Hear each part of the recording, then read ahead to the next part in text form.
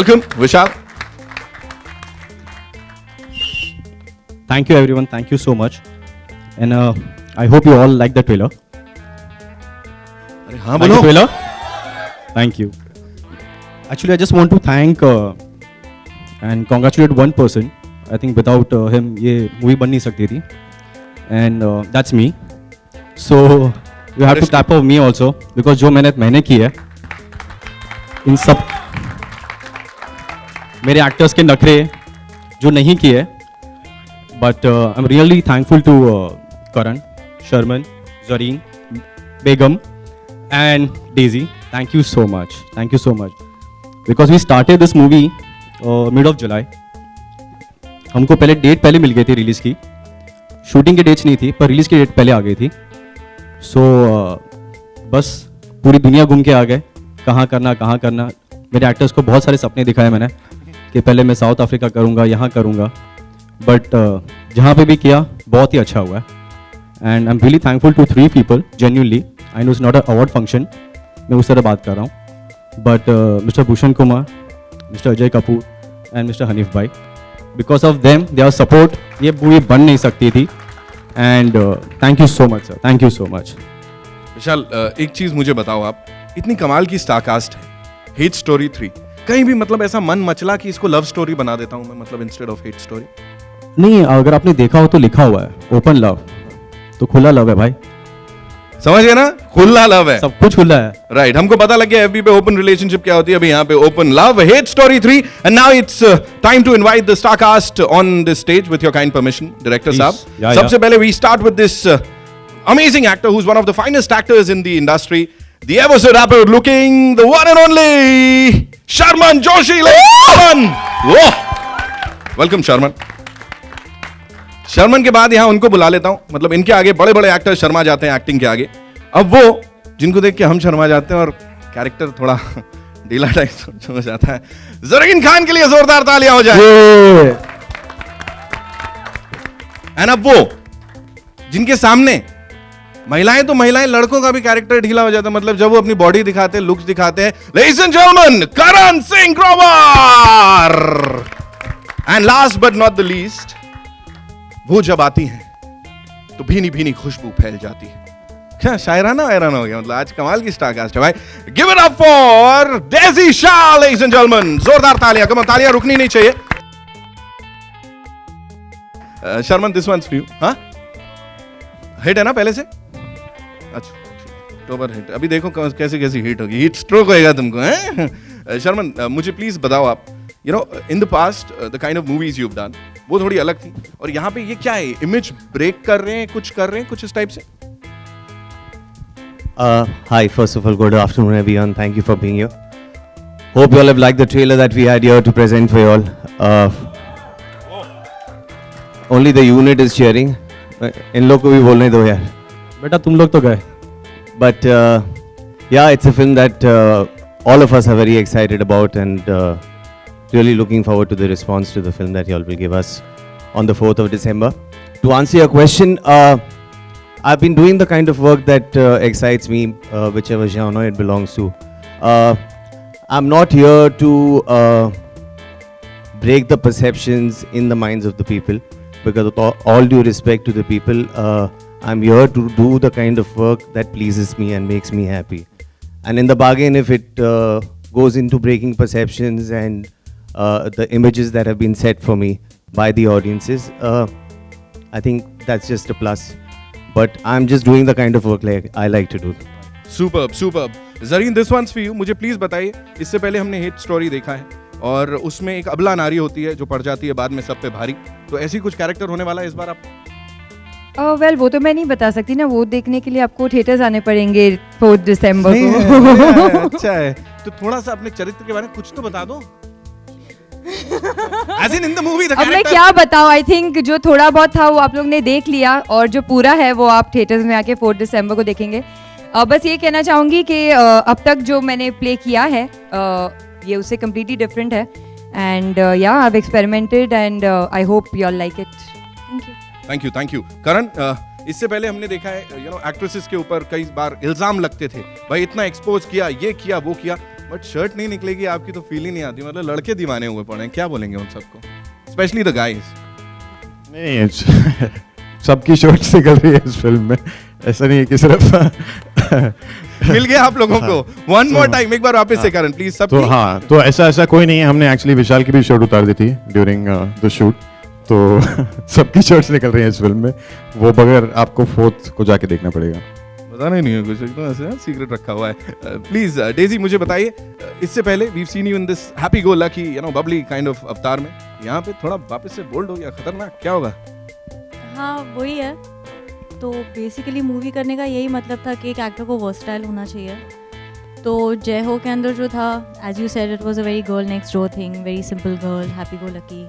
So in this you will see a different shade of Daisy. Right, बहुत खतरनाक वाला shade दिख रहा हो सकता है लगता है ऐसे आंख बितका के। मुझे प्लीज विशाल एक आखिरी चीज बताएं before we open the house for the media. मुझे बोलें ये जो जर्नी थी हेट स्टोरी 2 से 3 तक की, उसमें कितना क्या क्या सिमिलर होगा, क्या अलग होगा? सी जर्नी जो थी फ्रॉम हेट स्टोरी 2 to 3 वो एग्जैक्टली बॉम्बे रोड की तरह थी। कभी खड्डे, कभी स्पीड ब्रेकर, फिर कर करके रास्ता यहाँ ढूंढ के हम लोग एक्सप्रेस पे पहुँच गए। जब एक्सप्रेस पे पहुँचे वो डायरेक्ट जाके जब हॉल था वहाँ पे हुआ। So we started the film and I mean in one go we completed the film. Within 5 months we completed the film, trailer launch, promotion and release. So I think it was a fantastic journey. Smooth ride 4 दिसंबर को देखेंगे हम लोग। Interesting ride, yeah. Smooth. Yeah, so smooth ride is not that interesting. So we had this a little bumpy ride. I mean, like a Bombay Roads. Yeah. जब shooting पे आए तभी express पे आ गया। राइट, बिल्कुल, बाकी सबको धक्का है और ये पिक्चर का ब्लॉकबस्टर बनना पक्का है। Now it's over to the media and before that एक बार जोरदार तालियां हो जाए हेट स्टोरी 3 की स्टार कास्ट के लिए, ladies and gentleman. So difficult नहीं, I think now we are also very clever. They are like they are. हम उतना वैसे ही शूट करते, उतना ही बनाते जितना अलाउड है।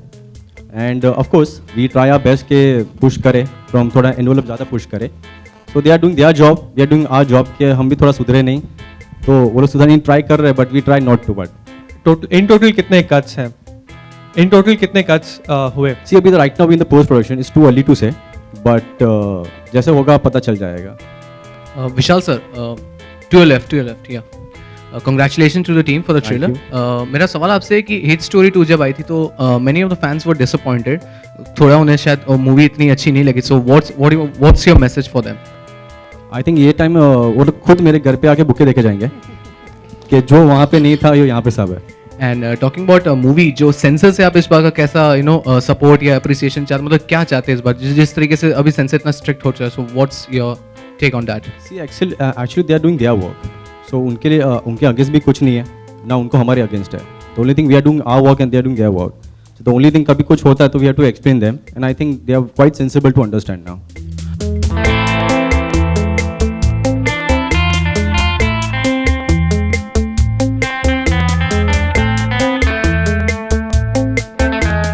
Hi, Vishal here. I just add to the question earlier. The fact is that it is a film which it's an adult film, and there is an audience for it. We could figure it out in this hall itself. The question to you is, has it been made with the sensibilities of the censor board currently?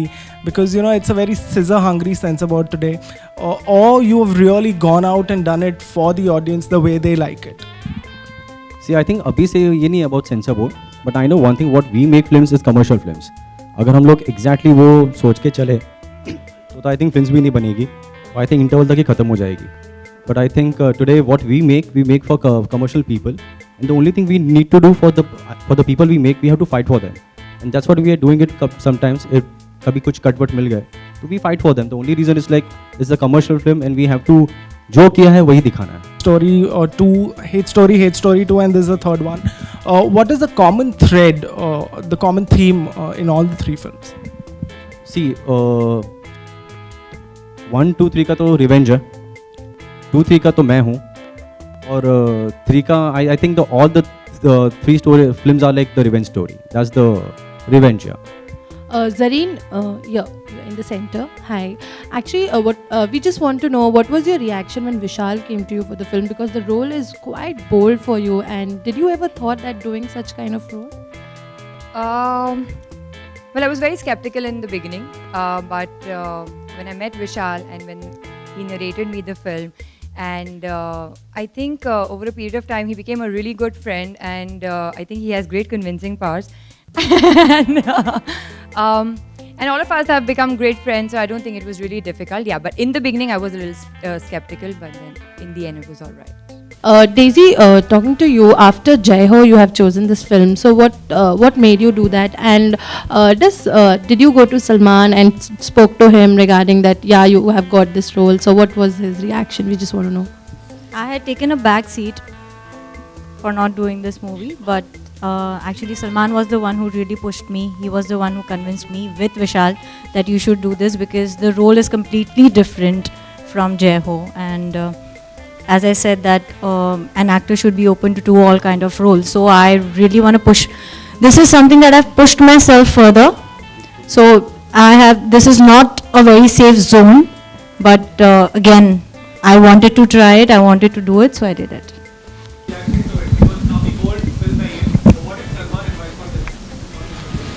Honestly, I don't think he knew for the longest that I was doing this film. So yeah. करण, आपका जो किरदार alone में भी कुछ इसी तरह का था, और इस फिल्म में भी आप अपने कंफर्ट जोन से कभी बाहर निकल के कुछ ऐसा करेंगे क्या? शायद आपने अलोन देखी नहीं है, और शायद आपको ये ट्रेलर समझ नहीं आया, तो क्योंकि ऐसा कुछ नहीं है. अगर एक एक्टर दो फिल्म्स में किस करता है तो उसका किरदार सेम नहीं हो जाता. That's जिस तरह के शॉट. कुछ ब्रीफ करें किस तरह का किरदार इसमें निभा रहे हैं आप? नहीं समझ नहीं आया मुझे आप क्या कह रहे हैं. कुछ ब्रीफ करें किस तरह का किरदार निभा रहे हैं इस फिल्म में? ब्रीफ तो मैं नहीं कर पाऊंगा किस तरह का किरदार है. इट्स काफी डिफरेंट शेड्स हैं इस रोल में, जिसके बारे में मैं आपको डिटेल में नहीं बता सकता ऑब्वियसली. तो यही कह सकता हूँ कि इसमें काफी सारे शेड्स हैं. Is it right to say that with this film you are walking out of your comfort zone, and was there a slight tennis match in your mind before taking up this project? No, there was no confusion in my mind. When the idea of this project was discussed, I was quite sure I wanted to be a part of it. As far as it being a change in terms of what I've been doing, yes it is. I've not done erotic thriller earlier. But the idea is, I think I could have possibly done it 4 years back also, and I would have been comfortable. It was just a question of finding the right one. I found it, and I am very happy that I was a part of it. Sharman, इसी से जुड़ा एक सवाल है कि आपकी film अगर पिछली फिल्म फ्लॉप होती है या हिट होती है, तो उससे कितना फर्क पड़ता है अपकमिंग प्रोजेक्ट्स पर आपके चूज करने पर? नहीं, उससे कोई फर्क नहीं पड़ता है. फर्क मार्केट स्टैंडिंग में पड़ता है. नेचुरली कमर्शियल सिनेमा है, लेकिन मैं कौन सा प्रोजेक्ट करूंगा उसके बाद that doesn't impact my decision. Even it's the same question to Zareen. You know, love making scene, doing a love making scene with front of entire unit. How comfortable or uncomfortable you are? I think I was extremely comfortable. Also, I think due credit should go to Zareen and the rest of the crew, because it's part of the job. We are professionals. We are here to enact our parts, and which requires a love making scene. We've gone out and done that as any other scene that one would approach. I am glad there is such hue and cry about love-making scenes in India, because that ensures a good opening for the film. But apart from that, in my mind, it's no big deal. Zareen, well, you know, we shot the song towards the end of the film, and by then I think we were quite comfortable with each other, and we knew each other. So, and we are actors. I mean, this is part of our job. So it's mechanical.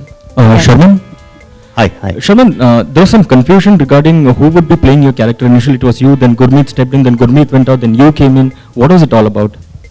I don't know the exact issue of what happened with Gurmeet, but I can tell you what happened with me. There were some date issues, and they were not working out. We were preponing the film. Eventually, the film did get pushed back, and my dates were available, and I was asked whether I would still want to be a part of it, and I was a part of it. Another thing that made news was about you going naked for a scene in the movie. Yeah, nude or what? Yeah, butt naked is what I'd said. I was speaking to a journalist, and I had mentioned that if a film of certain aesthetics comes my way and it's something that I feel requires to be done, then I can even go to the extent of going butt naked. Forget kissing scenes, that's hardly an issue. And it was made to, I mean, the highlight was made कि भैया Sharman is going butt naked, but that also suited me. At least people must have read the article effectively. Karan. Oh, you're disappointed? You didn't... No, I think Karan is disappointed. I'm not disappointed. No, just kidding. But that's what I said, and that was that.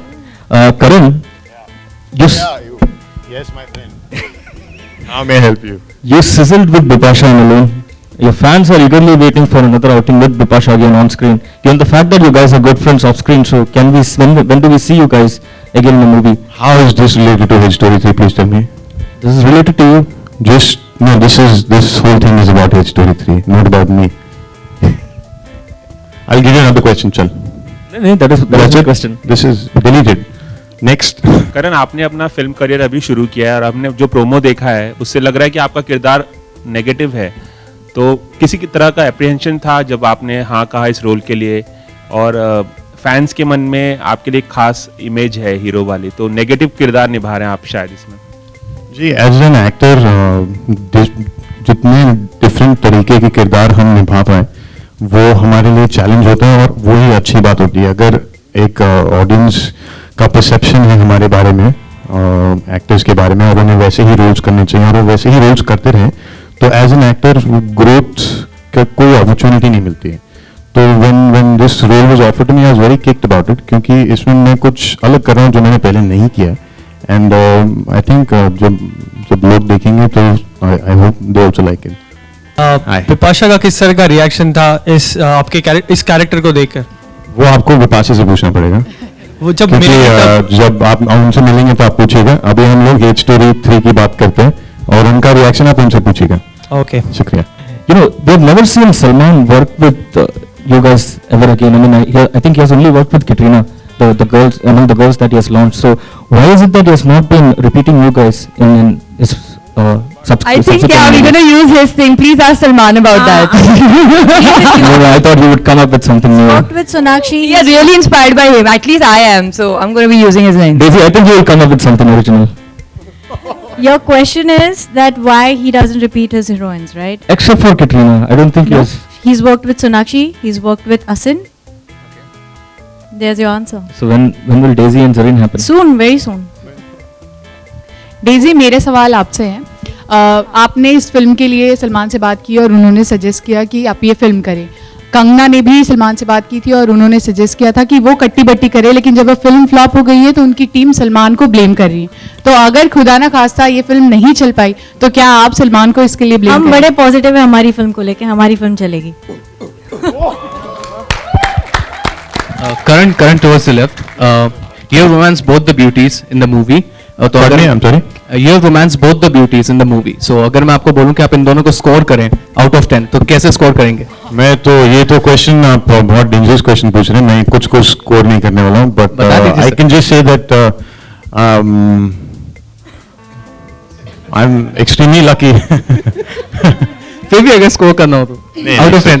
चाहिए आप ये जूते पड़वाने वाली बात करें। Sorry Karan, you love story or you hate love story?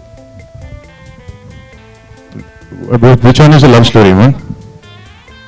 I love hate story. Yeah. चलो, hello, thank you.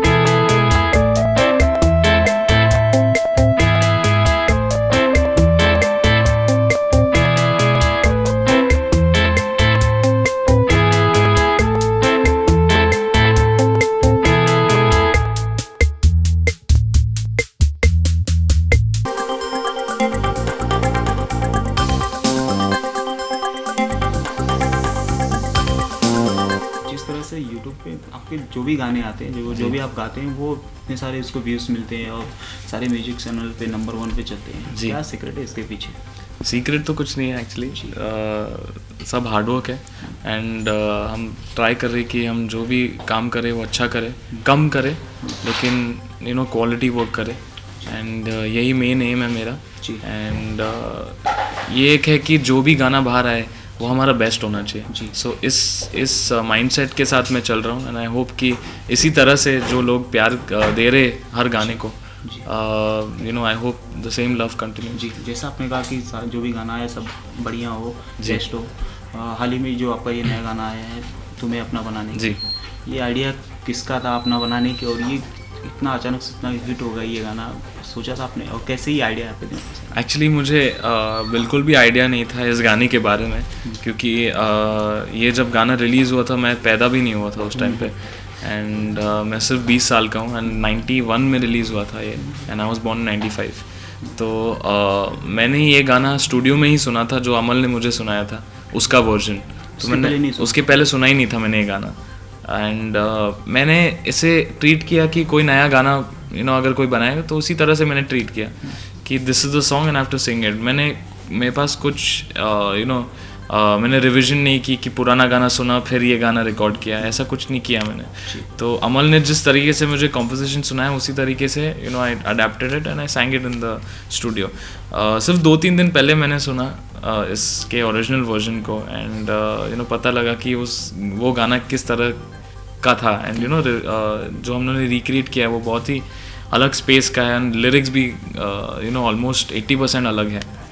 तो I am really happy कि इस गाने को इतनी सक्सेस मिली है and people are loving it. जब आपने वो जो ओरिजिनल गाना आपने सुना और ये गाना, तो क्या मतलब लगा कि यार ये तो ओरिजिनल बहुत ज़्यादा हिट था, बहुत बड़ा हिट था, तो इसको भी हिट बनाने के लिए मुझे इस तरह से गाना होगा, इस तरह की म्यूजिक रहनी चाहिए? एक्चुअली वही जब मैं गा रहा था तो मैंने वो गाना सुना ही नहीं था, तो मैंने उस अंदाज से गाया ही नहीं, मैंने अपने ही अंदाज से गाया।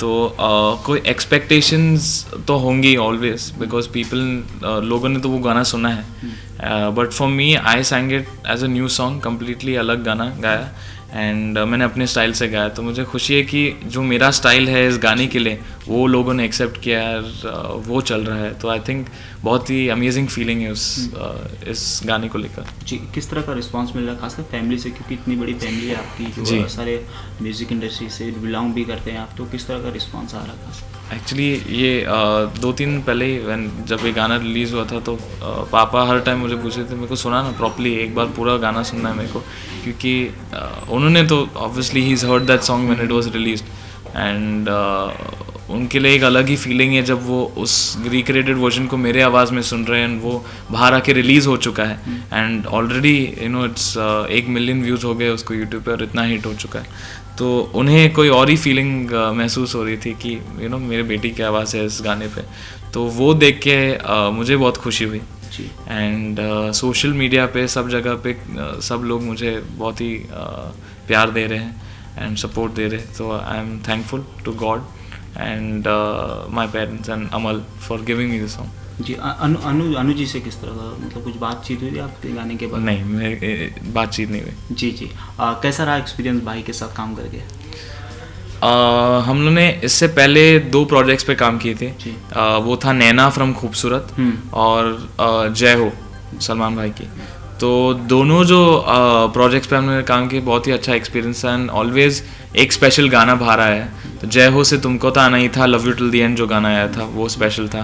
फिर नैना जो था खूबसूरत से वो बहुत ही सरप्राइज हिट हो गया था और आज तक लोग मुझे उस गाने से पहचानते हैं कि मैंने नैना गाया था और एक्चुअली उस गाने में मैंने सिर्फ 4-5 लाइनें गाई थी अंतरे के।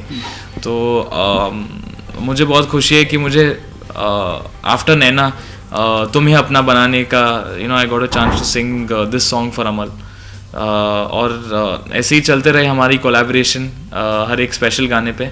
और एक है कि जब मैं और अमल कोलैबोरेट करें कोई भी गाने पे तो वो अलग होना चाहिए, बहुत स्पेशल होना चाहिए ताकि सालों तक वो लोगों को याद रहे। जी अरमान, एक चीज़ और जानना चाहेंगे आपसे कि जिस तरह से टी सीरीज़ का जो आइडिया है कि उनके 90s के हिट थे या 80s के हिट थे, हाँ। उसको एक बार फिर से रिक्रिएट करके जी। जो यंग सिंगर्स है उनको मौका दिया जाए ताकि भी उनको हिट होने का मौका मिल सके। हाँ। जी, तो ये आइडिया बहुत अच्छा है, खासकर जो यंग सिंगर्स बहुत ही अच्छा है, क्योंकि ये एक ये इंडस्ट्री खोलने का आइडिया है। क्योंकि अब अभी तक आप देखा जाए तो जो चुनिंदे जो भी 1 2 3 जो सिंगर्स है वही गा रहे थे, एंड अभी क्या हो गया है कि कितने लोग हैं। एक्चुअली हमारे कंट्री में टैलेंट की कोई कमी है नहीं, लेकिन टैलेंट को राइट आउटलेट मिलने की कमी है। तो यही चेंज करने के लिए टी सीरीज़ रिक्रिएट कर रहे हैं इन गाने को, न्यू टैलेंट को दे रहे हैं। और मुझे खुशी है इस बात की कि मेरी तरह दूसरे लोगों को भी इंडस्ट्री में आने का मौका मिल रहा है। तो ये बहुत ही नॉवेल आइडिया है, ये पहली बार हुआ है इंडिया में भी, एंड मैं चाहता हूँ कि ज़्यादा लोग आए इंडस्ट्री में, और always competition is healthy, and जितने लोग हम प्रोड्यूस करें इंडस्ट्री में, यू नेवर नो कौन स्टार बन सकता है। तो उन्हें जब तक अपॉर्चुनिटी नहीं दी जाए तो हमें पता नहीं लगेगा। तो आई थिंक बहुत ही अच्छा कर रहे भूषण जी इस मॉड्यूल को लेके आने के लिए इंडस्ट्री में। कितना बड़ा कंपटीशन मानते हैं, खासकर जो आजकल के सिंगर्स हैं, बहुत ज़्यादा सिंगर्स आ गए हैं जी। लगातार हर गाने में एक नए सिंगर्स उभरते हैं और गाने भी हिट होते हैं। हाँ, आपके लिए कितना बड़ा कंपटीशन है आगे जाना? एक्चुअली देखा जाए तो किसी भी एंगल से कंपटीशन है, तो बहुत सारे सिंगर्स हैं, बहुत सारे अलग वॉइसेस हैं, लेकिन अपनी खुद की आइडेंटिटी बनाना इम्पॉर्टेंट है। एंड जिस तरह से आप गाते हो उस तरह से सिर्फ आप ही गा सकते हो, ये आपको श्योर होना चाहिए। क्योंकि अगर आप किसी और के स्टाइल को कॉपी कर रहे हो तो देन आई डोंट थिंक कि आप लास्ट करोगे इंडस्ट्री में। Very important to create your own identity, and मेरा यही फोकस है और यही एम है कि मैं अपने खुद का जो आवाज़ है, जो मेरा ओरिजिनल आवाज़ है, वो बाहर आए, वो पॉपुलर होए, ताकि I have my own space in the industry. जी, ये मान के चले कि अगले 10 साल जो आने वाला है, अगला 10 साल जी, वो अरमान मलिक के लिए लाइक उदित नारायण और कुमार सानू जो 90s में होपफुली ऐसा हुआ करता था, सुपरस्टार सिंगर्स, वो अरमान मलिक का होने वाला है। मुझे तो यही ड्रीम, जिस तरह से आपकी स्टार्टिंग है, जिस तरह से आपने स्टार्ट किया है, उसे देख के लगता है मेरी ड्रीम ही ये थी कि मैं एक मशहूर सिंगर बनूं एंड इस इंडस्ट्री में नाम कमाऊं। ये ड्रीम ऑलरेडी स्टार्ट हो चुकी है मेरे लिए, एंड मेरा काम यही है कि मैं अच्छे गाने गाऊं एंड इन गानों से लोगों तक पहुंचूं। एंड मेरा एक एम है कि इंडिया को एक ग्लोबल लेवल पे लेके जाऊं, क्योंकि अगर देखा जाए तो सब सिंगर्स जो हमारे इंडियन सिंगर्स हैं वो अभी तक ग्लोबल पॉपुलैरिटी नहीं पा पाए हैं। लाइक ऑब्वियसली लोग जानते हैं, जो भी इंडियन कम्युनिटी है अब्रॉड वो इन सिंगर्स को जानते हैं, लेकिन उस लेवल पे पॉपुलैरिटी लेके जाना चाहता हूँ कि इंडिया भी रिकग्नाइज्ड हो, कि ग्लोबलाइज्ड मैप पे हमारे म्यूज़िक अवेलेबल है and that we are as big as other artists. तो ये मेरा बहुत बड़ा ड्रीम है, एंड मैं चाहता हूँ कि आप सबका ब्लेसिंग्स, लव और सपोर्ट मिले। जी जी। अरमान, एक डायलॉग है कि मेरे पास माँ है। जी जी, आपने तो सुना ही होगा। हाँ। तो आपके पास तो माँ के साथ सलमान भी है। हाँ। तो सलमान का सपोर्ट, या जब सलमान को पता चले किसी के अंदर टैलेंट, मेरे पास भाई है, भाई भी है ना, वो तो मेरे पास भाई, फैमिली है। नहीं मैं तो भाई, सलमान भी है। हाँ, भाई सलमान भाई भी है। तो उनका हाथ होना सर पे कितना इम्पोर्टेंट है, कितना मोटिवेट मिलता है आपको जब वो इस चीज़ को क्रिएट करते हैं? एक्चुअली बहुत ही अमेजिंग फीलिंग है, क्योंकि उनका सपोर्ट मिलना बहुत कम लोगों को मिलता है, उनका सपोर्ट। एंड मैं अपने आप को खुश नसीब मानता हूँ कि मुझे उनका सपोर्ट मिला, उनका प्यार मिला है, एंड कि वो मुझे गाइड कर रहे हैं। क्योंकि एक होता है कि वो अपना नाम दे रहे हैं आपको and to use it and go ahead, लेकिन एक होता है कि he is sitting down with you and बोलते हैं कि ये करो, डोंट डू दिस, ये गलत है आपके लिए। तो ऐसा एडवाइस मिलना सलमान भाई से, I think it's a great feeling. And एक जो रिलेशनशिप है उनके साथ, वो मेरे बड़े भाई जैसे ही है। जैसे मैं अमल के साथ डिस्कस करता हूँ, मैं सलमान भाई के साथ भी ऐसे डिस्कस कर सकता हूँ, एंड जो भी मेरे नए गाने वो उनको सुनाता हूँ, एंड तो ऐसा एक रिलेशनशिप बन गया उनके साथ। एंड मुझे लगता है कि मेरी करियर की शुरुआत जिस तरह से हुई जय हो में, और मेरे एल्बम लॉन्च पे भी वो आए थे, तो उनकी जब ब्लेसिंग्स है, तो I think that I will go far, because you know he is a very loving person, caring person, and वो सोचते हैं कि अगर टैलेंट है तो उसे उसमें हार्डवर्क डालनी चाहिए, क्योंकि लक का हो या ना हो वो तो इट्स ऑल अपॉन डेस्टिनी, लेकिन it's important that you work hard and you make your own name. And वो मानते हैं कि सही टैलेंट को सही आउटलेट मिलना चाहिए, चांस मिलना चाहिए। एंड अगर आप देखा जाए तो जो भी उनके साथ है, डेजी भी हो, उनका जय हो में डेब्यू हुआ था, तो ऐसे कितने लोग हैं that they want chances, but it's very important that they get chances. And you know Daisy was a backup dancer before, and you know for her to get a break with भाई and जय हो was a big thing, and वो hate story में भी है इस film में। तो मुझे बहुत खुशी है कि हम सब जो मेंटोर्ड है सलमान भाई के साथ, हम सब आगे जा रहे हैं एक साथ, एंड बहुत ही अच्छी फीलिंग है जी। अब प्रेशर तो होगा ही क्या यार, अब तो सारे गाने हिट हो रहे हैं, अब आगे चल के और भी इससे भी ज़्यादा हिट हो, सुपर हिट हो, यू नो लोगों की जुबान पे हो जी, ऐसा कुछ प्रेशर है? बहुत अच्छा करना है एक्चुअली खुद से ज़्यादा जो एक्सपेक्टेशन वो रखनी नहीं चाहिए। इट्स इम्पॉर्टेंट कि जो गाना आप करो वो दिल से करो एंड मेहनत लगा के करो, क्योंकि at the end of the day आपकी मेहनत दिखाई देती है। एंड मैं ये समझता हूँ कि ज़्यादा गाने एक बैक टू बैक देने नहीं चाहिए, थोड़े गैप के बाद अच्छे गाने दो, तो I think it make sense.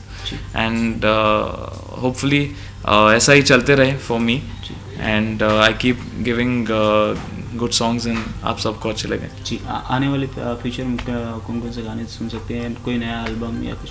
एक नया सिंगल आ रहा है मेरा, नॉन फिल्म सिंगल, जो अमल कंपोज कर रहा है, और ये बहुत ही स्पेशल सिंगल है, बहुत ही जल्द आने वाला है। मैं आपको कुछ बता नहीं सकता हूँ क्योंकि बहुत स्पेशल है, लेकिन जब आएगा आई एम श्योर कि you all will love it. And वो एक है। देन मैं थोड़े गाने गा रहा हूँ फॉर अमल अगेन इन एक गाना है मस्ती ज़ादे में मिक्का पाजी के साथ एक डुएट है वो, and couple of other projects is well coming out. घायल रिटर्न्स में भी मैंने एक गाना गाया था शंकर एहसान लोहे के लिए, तो मेरे ख्याल से 2016 में आएगा। पूरी बिजी हैं इस समय? बस वो है, फिर शोज़ चल रहे हैं मेरे, कॉन्सर्ट्स चल रहे हैं अलग अलग देशों में, सिटीज़ में। तो आई एम वेरी हैप्पी कि इन गानों के वजह से ही जो सक्सेस मिलती है, सब गानों की वजह से मिलती है, म्यूज़िक की वजह से मिलती है। तो काम अच्छा करो, I think 80% of your work is done there. जी, जाते जाते एक गाना, ये गाना सुना दीजिए जी।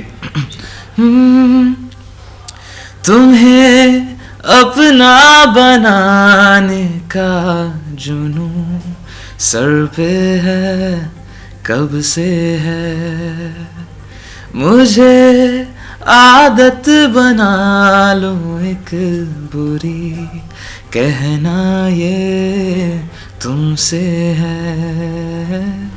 तुम्हें अपना बनाने का जुनून सर पे है, कब से है, सर पे है, कब से है। Thank you. एक्चुअली तुम्हें अपना बनाने की कसम जो ओरिजिनल है उसको लिव अप करना एक बहुत ही मुश्किल टास्क था। जैसे ओरिजिनल आज फिर तुम पे था हेट स्टोरी 2 में, जो औरको प्रावा मुखर्जी जो कंपोज़र है, उन्होंने बेहद ही सुपर जॉब किया था। यानी जब वो गाना मैंने सुना था रेडियो पे, मुझे लगा था मैं भी कभी रिक्रिएशन करने मिले तो मैं करूँगा। एंड ऐसी डेस्टिनी घूमी और आई गॉट हेट स्टोरी 3 यानी। एंड आज रिवर्स हुआ, उस टाइम पे मैंने औरको को फ़ोन करके बोला था कि भाई ब्यूटीफुल सॉन्ग, आपने बहुत अच्छा इसको रिक्रिएट किया। आज उनका मुझे फ़ोन आया कि बहुत ही अच्छा बना है। एंड तुम्हें अपना बनाने जो नदीम श्रवण जी ने जो म्यूज़िक किया था गुलशन जी के साथ, वो एक टीम थी वो जो 15-20 सालों तक लगातार सुपर हिट्स दे रही थी। आज भी हिट है, आज भी वो गाने, आप रिक्शा वाले, टैक्सी वाले, क्लब्स में भी वो उसका रीमिक्स बजता, लोग पागल हो जाते हैं। सो वो एक रिस्पॉन्सिबिलिटी थी, क्योंकि मैं जानता था कि ओरिजिनल बहुत ही बड़ा हिट है। तो उसको आज का गाना बनाने का जो एक रिक्रिएशन और रिकम्पोजिंग का जो मुझे पोजीशन दिया भूषण जी ने, तो मैंने बोला मैं ट्राई करता हूँ, अगर अच्छा नहीं बना और अगर मैं खुश नहीं हूँ और आप खुश नहीं हो तो हम नहीं करेंगे, बट ट्राई करते। और ये ट्राई करते करते मैंने एक नया अंतरा बना जो ओरिजिनल था, उसमें था मोहब्बत क्या तो है दर दा दा दा दा, ऐसा था। इसमें अलग है कि जिस्म के समंदर में एक लहर जो ठहरी है उसमें थोड़ी हरकत होने दो, शायरी सुनाती इन दो नशीली आँखों को मुझको पास आके पढ़ने दो, इश्क की ख्वाहिशों में भीग लो बारिशों में आओ ना।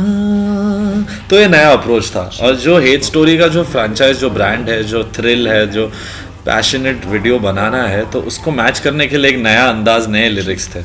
तो इसमें जब आज मैं, जैसे आप भी कह रहे हैं और बहुत लोगों ने मुझे ट्वीट किया है, काफ़ी लोगों के फ़ोन आए कि ओरिजिनल पे काम करते हुए भी ओरिजिनल की जो एक सिंप्लिसिटी थी वो आपने नहीं हटाई। मेरा एम वही था कि धुन मुखड़े की मैं चेंज नहीं करूं, क्योंकि वो बदल देंगे तो फिर क्लासिक नहीं रहता। तो हाँ, क्योंकि हमने सिर्फ जो तुम्हें अपना बनाने की कसम खाई है, कसम अनखाई मेरे हिसाब से। And even Bhushan ji felt कि आज की जो यूथ है और जो पब्लिक है वो कसम खाई और ये सब शब्दों में ज़्यादा उन कनेक्ट नहीं होते, क्योंकि आज बहुत फास्ट दुनिया है, लोग इतना प्यार तो करते नहीं है, शायद हम कर पाएंगे किसी से प्यार जो ऐसे गाने बना पा रहा हूँ मैं, पर लोग आजकल सब लोग उसी मोड में कि गर्लफ्रेंड ने देखेंगे कल क्या होता है, यू नो। तो वो एटीट्यूड को भी मेंटेन करना बहुत ज़रूरी है, क्योंकि अगर मेरे लिरिक्स आज की ऑडियंस के माइंडसेट जैसा नहीं होगा तो गाना नहीं चलेगा। इसलिए हम लोग ने तेरे अपना बनाने का जुनून सर पे है, कब से है, मुझे आदत बना लो एक बुरी, कहना ये तुमसे है। तो ये बातें मैंने और रश्मि विराग जो राइटर है, is a very big writer, जिन्होंने फिल्म फेयर जीता फॉर मुस्कुराने की वजह, तो हम लोग ने ये एक रात को बैठ के क्रैक किया एंड रिस्पॉन्स इज ग्रेट। आज 2 मिलियन जा रहा है और सिर्फ कितने 3 दिन हुए गाने को आके। It's one of my fastest growing songs रहा है और आगे भी जाएगा।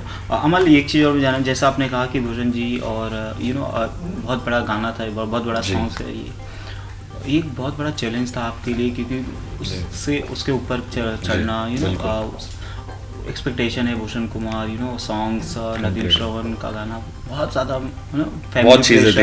हाँ, तो कैसे हैंडल किया आपने इस चीज़ को?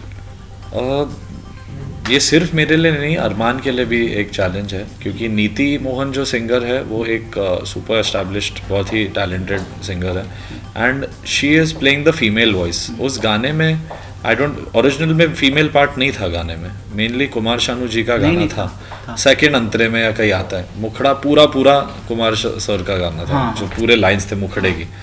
तो अरमान को कुमार शानू सर के शूज़ फिल करना उसके लिए भी एक चैलेंज था, और मेरे लिए नदीम श्रवण जी का म्यूज़िक के ऊपर जाना भी एक चैलेंज था।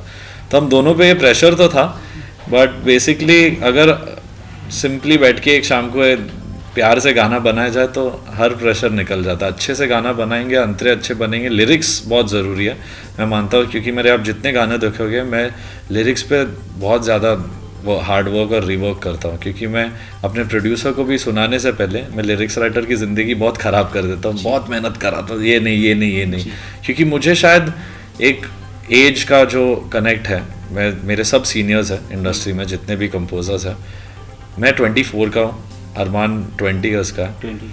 तो हम लोग के जो दोस्त हैं, जो मेरे दोस्त है, जो मेरा ड्राइवर है, जो मेरे सिक्योरिटी है बिल्डिंग की, इन लोग सब मेरे ऑडियंस है। मैं कोई भी गाना पहले अपने दोस्तों को सुनाता हूँ, कभी अपने ड्राइवर को सुनाता हूँ, तो इन लोग से एक सच्चा ओपिनियन आता है कि उन लोग कभी ये नहीं बोले हाँ तू मेरा दोस्त है, अच्छा बना लिया, अच्छा नहीं है तो मैं आगे सुनाता भी नहीं हूँ। तो जब वो ऑडियंस खुश हो जाती है ना इस गाने से, तभी मैं आगे लेके जाता हूँ। सो एक प्रेशर हमेशा से था, क्योंकि गाना बहुत लेजेंडरी है, बहुत सारे फैक्टर्स हैं। पर मुझे रिसेंटली श्रवण जी से बहुत ही दाद मिली इस गाने के लिए। उन्होंने बोला भी कि ये जो रिक्रिएट किया है, इसलिए मैं खुश हूँ कि तुमने ही किया है, मैं और कोई बेटर कैंडिडेट मैं नहीं चुनता। वो उन्होंने ये बात बोली कि अगर या तो मेरे बेटे होते जो करते रिक्रिएट, और उनके अलावा अगर कोई भी हमारा गाना करता तो आई एम हैप्पी कि तो ये बहुत बड़ी कॉम्प्लीमेंट है जिसने गाना बनाया है। आज अगर मैं गाना बना और 25-30 साल बाद को इसे रिक्रिएट करे और अच्छा करे तो मैं बहुत खुश होऊंगा। तो एक उनसे, वो इतने लेजेंडरी कंपोजर्स है, तो उनसे ये मिलना इज व्यूज़ कोई मायने नहीं रखते जब गाने के ओरिजिनल मेकर ही आपको ये बात कहे। जी, स्टूडियो में जब होते हैं और अरमान जी गाने गाता है और आप बैठे रहते हो देखते हो, तो किस तरह का मतलब चलते रहता है ऐसा भाई भाई? हम लोग दोनों तो बेहद लड़ाकू भाई है, यानी गाने के लिए तो वो मेरे सर पे टेबल फेंकेगा, चेयर फेंकेगा, बोले ये क्या धुन बनाई है, तो वो लड़ाई चलती रहती है। मैंने हीरो के टाइम पे जो गाना था, और जो फिल्म वर्जन अरमान का है, ओरिजिनल वर्जन मैं हूँ हीरो तेरा, एंड प्रमोशनल सलमान सर ने गाया। तो जो इसने ओरिजिनल गाया था, मैंने रिलीज़ होने के 2 महीने पहले वो ओरिजिनल वर्जन के जो अरमान की आवाज़ थी वो डिलीट कर दी थी, और किसी को ये बात पसंद नहीं आई, ना ही सलमान सर को। उन्होंने बोला इतना अच्छा गाया बच्चे ने, तूने उसकी आवाज़ क्यों हटा दी? बोला क्योंकि वो इससे बेहतर गा सकता है।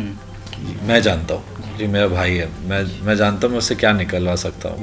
वो ऑब्वियसली बहुत ही खुद ही एक गुणी सिंगर है, टैलेंटेड है, और सलीम सुलेमान, अमित त्रिवेदी, प्रीतम का सबके साथ काम कर चुका है, कर रहा है, जिंगल्स कर चुका है, फिल्म गाने कर चुका है। चिल्लर पार्टी में अमित त्रिवेदी के साथ उसने काम किया। तो उनका स्टाइल अलग होता है, सब हर एक कंपोजर की अपनी स्टाइल होती है। मेरे लिए जब मैं स्टूडियो में जाता हूँ, मेरे लिए वो मेरा भाई नहीं, एक सिंगर है। मैं ये नहीं सोचता कि भाई है जो कर लेगा सही करेगा, कभी नहीं। उसको मैंने वो रो के मेरे पास आया था, मेरे डैड को भी बोला मेरे से जलता है, मेरा आवाज़ हटा दी, ये कर दिया वो कर दिया। तो मैंने उसे समझा अब जब तू गाएगा तो जो ओरिजिनल है ना उसको कोई याद नहीं रखेगा, तू इससे भी अपने ही आवाज़ से आगे निकलेगा, मेरे पे भरोसा कर, just trust me.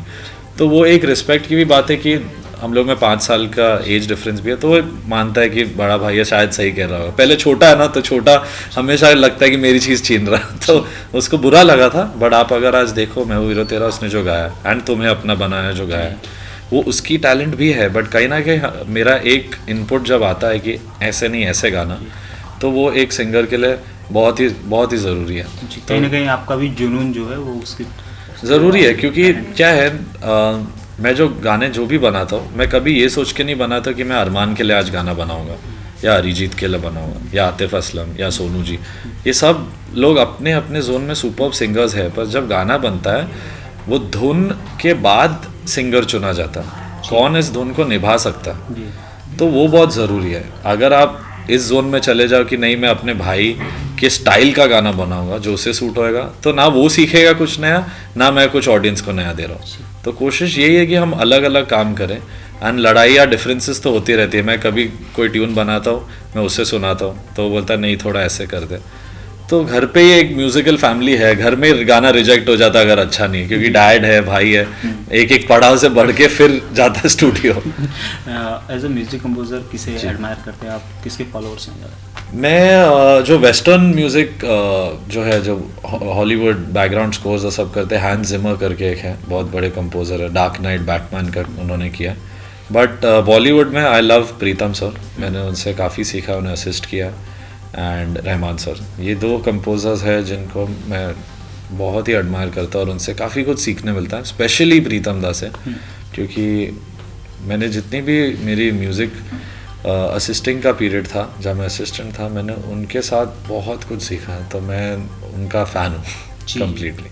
Upcoming projects अभी आफ्टर हेट स्टोरी मस्ती ज़्यादा एक फ़िल्म है, दोनों मस्ती वाली, दोनों थोड़ी टेढ़ी फिल्में मैं कर रहा हूँ by the end of the year. But next year Sanam Re है एक फिल्म जो भूषण जी की वाइफ डायरेक्ट कर रहे हैं, दिव्या कुशला कुमार जी। धोनी के ऊपर जो बायोपिक बनी उस पर भी आप? जी, उसमें भी गाने चल रहे हैं, अभी लॉक पूरे नहीं हुआ है, 3-4 गाने मैंने किए हैं। पूरी फिल्म होते ही मुझे फिर मैं तब बोल पाऊँगा। अभी मैंने सिर्फ नीरज पांडे जी जो बहुत ही दिग्गज डायरेक्टर है, उनके साथ काम करने का मौका ही मिला, वो एक बड़ी बात है, क्योंकि मुझे डेब्यू करके 1-1.5 साल ही हुआ है, और ये बहुत ही बड़ी रिस्पॉन्सिबिलिटी कि धोनी जैसे सुपरस्टार के ऊपर म्यूजिक बनाना है, यू नो, उनकी लाइफ के ऊपर फिल्म बनती है तो पूरी दुनिया देखेगी। यार ये झारखंड वाला गाना बनाना पड़ेगा। कर रहा हूँ, ऑलरेडी बना रहा हूँ। जी। तो वही बात है कि मैं अभी हम लोग बैठ के वो जो एक उस टाइम का म्यूजिक जहाँ से वो है, जो झारखंड है, जो उस मिट्टी का शब्द है, वो सब पे लिरिक्स मनोज मुंतशिर जी लिख रहे हैं, तो उन्हें ये सब चीज़ों की समझ है, तो हम लोग ने ऑलमोस्ट 30-40 दिन साथ में जैम किया है, तो हम प्रेजेंट कर रहे हैं नीरज जी को। तो अभी वो उस मोड पे है कि गाने गए हैं, थोड़े शूट हो रहे हैं, नहीं हो रहे, वो अभी कंफर्म होते ही मैं आपको बताऊंगा। But yes, I am working towards Dhoni ji. और एक फिल्म है जो मेरी धोनी से पहले आएगी, विच इज़ एयरलिफ्ट। काफ़ी एम्बिशियस प्रोजेक्ट है। निखिल अडवाणी सर के साथ मेरी सेकंड फिल्म है, where he is the producer this time. और राजा मेनन करके एक डायरेक्टर है। एयरलिफ्ट निम्रत कौर और अक्षय कुमार के साथ। तो उसमें मैं और वो अंकित तिवारी है जो बहुत ही सुपरबली टैलेंटेड है। तो एक अच्छा एल्बम, अलग एल्बम होगा जहाँ मैं पहला एल्बम जहाँ सिर्फ हम दो साथ में। तो आई एम होपिंग हम अच्छा म्यूज़िक बना के आप लोग तक लेके आए। जी जी। कंपोजर तो आप बहुत अच्छे हैं, गाना भी गा दीजिए हमारे। मैं वो गाना गाऊंगा जो मैंने हीरो में गाया था, ओ खुदा करके। तेरे बिन जीना है ऐसे, दिल धड़काना हो जैसे, ये इश्क है क्या दुनिया को हम समझाए कैसे। दिलों की राहों में हम कुछ ऐसा कर जाए, एक दूजे से बिछड़े तो सांस लिए बिन मर जाए। ओ खुदा बता दे क्या लकीरों में लिखा हमने तो बस इश्क है किया। ओ खुदा बता दे क्या लकीरों में लिखा हमने तो बस इश्क है किया। Super, thank you thank you sir.